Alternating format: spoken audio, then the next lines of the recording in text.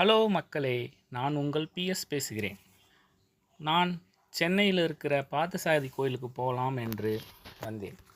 சென்னையில் இருக்க பார்த்தசாரதி கோயிலுக்கு எப்படி போகணுன்னா, ஃபஸ்ட்டு சென்ட்ரல் ஸ்டேஷனுக்கு வந்தேன். சென்ட்ரல் ஸ்டேஷன்லேருந்து வெளியில் வந்து ஆப்போசிட் ரோடை கிராஸ் பண்ணி, மெயினாக ரோட்டில் கிராஸ் பண்ணக்கூடாது, சப்வேல தான் கிராஸ் பண்ணணும். கிராஸ் பண்ணி வந்து கொஞ்சம் தூரம் போனால் ஜிஹெச் இருக்குது. அது பக்கத்தில் இருக்க பஸ் ஸ்டாப்பில் 2ஆம் நம்பர் 2A பஸ் ஏறி திருவல்லிக்கேணி அப்படிங்கிற ஸ்டாப்பில் இறங்கினேன். ரொம்ப பக்கமாக தான் இருந்தது. அதிகபட்சம் 3 கிலோமீட்டர் தான் இருக்கும். அங்கே இறங்கி அங்கேருந்து வாக்கிங் டிஸ்டன்ஸில் தான் அந்த பார்த்தசாரதி கோயில் இருக்குது. அங்கே போனால் உண்மையிலே மிக அற்புதமான கோயில். ஆக்சுவலாக இந்த கோயில் எப்படின்னா, திருச்செந்தூரும் இந்த கோயிலும் ஒரே மாதிரி தான் இருந்திருக்கு. ஏன்னா இதுவும் ஒரு கடற்கரை கோயில் தான்.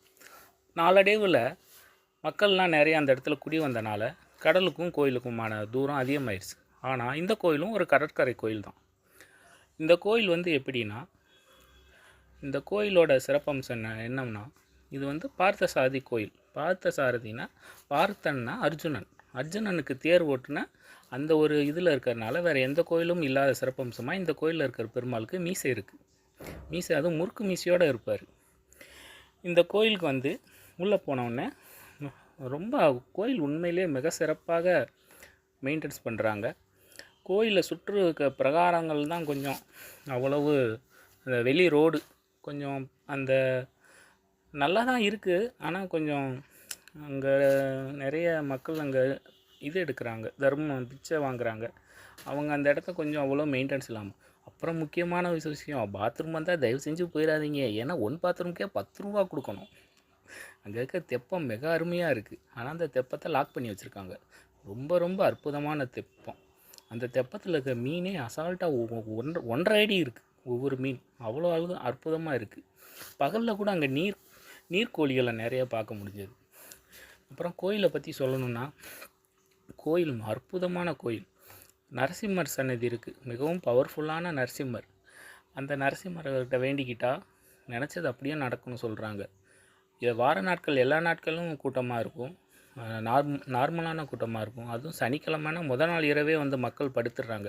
நம்ம தென் மாவட்டங்களில் வந்து தங்கி படுக்கிற மாதிரி இங்கே முதல் நாளே வந்து மக்கள்லாம் வந்து படுத்துடுறாங்க. படுத்துட்டு அவங்க வந்து அதிகபட்சம் இந்த தெலுங்கு பேசுகிற மக்கள் அவங்கெல்லாம் வந்து முதல் நாள் இரவே வந்து அங்கே படுத்துடுறாங்க. படுத்துட்டு காலையில் முதல் பூஜையை எடுத்து சாமியை பார்த்துட்டு போகிறாங்க. ஆனால் இங்கே இருக்கிற ஒரே ஒரு மைனஸ், அந்த இடத்துல ஹோட்டல்கள் எதுவும் இல்லை. சாப்பிட்றதுக்கு கொஞ்சம் தூரம் நடந்து வந்து தான் சாப்பிட்ணும். மற்றபடி கோயிலோட பராமரிப்பு மிக சிறப்பாக இருக்குது, அற்புதமாக இருக்குது. அப்புறம் இன்னொரு விஷயம், நம்ம பார்க்க முடியாத விஷயம், சென்னையில் எங்கேயும் இவ்வளோ மாடுகளை பார்க்க முடியாது. இந்த ஏரியாவில் தான் நீங்கள் இவ்வளோ மாடுகளை பார்க்கலாம். உங்கள் கையில் ஏதாவது பையன் இருந்தால் அது ஏமா வந்து பிடிங்கி சாப்பிட்றதுக்கு வரும். உங்களால் முடிஞ்சதுன்னா அந்த மாடுகளுக்கு ஏதாவது வாங்கி சாப்பிடுங்க. நிறைய மாடுகள் இந்த இடத்துல தெரியுது. ரொம்ப அற்புதமான கோயில். ஒரு தடவை வந்து பார்த்துட்டு போங்க. அதுவும் காலையில் நேரத்தில் மிக அற்புதமாக இருக்கிறது. கண்டிப்பாக வாங்க மக்களே, வந்து பாருங்கள். அதே போகும்போது திரும்ப வந்து அதே மாதிரி பஸ் ஏறி இந்த கோயிலுக்கு வர்றதுக்கு மின்சார ரயில் வசதியும் இருக்குது. மின்சார ரயில்னால் திருவல்லிக்கேணி இறங்கி அதுவும் கொஞ்சம் 1 கிலோமீட்டருக்கு அதிகமாக இருக்கும். அப்புறம் மெட்ரோ வசதியும் இருக்குது. மெட்ரோவில் இறங்கி பஸ் மாதிரி வரணும். அதே பஸ்ஸு தான் 2A ஏறி இங்கே வந்து இறங்கி வாக்கிங் டிஸ்டன்ஸ் தான். கண்டிப்பாக அனைவரும் வாங்க, பெருமாளோட அருளை பெறுங்க.